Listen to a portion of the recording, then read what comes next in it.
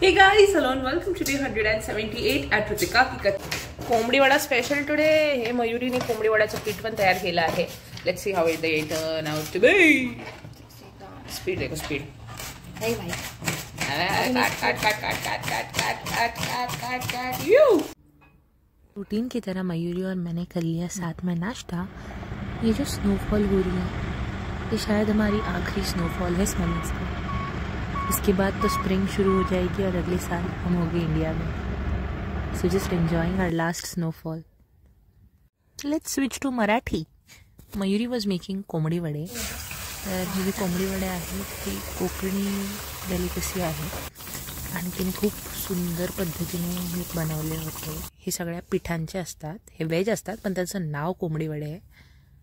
आणि हे टमटमीत फुगलेले कोंबडी वडे तयार आहेत. वड्यांसोबत मी खाल्ली काजूची भाजी.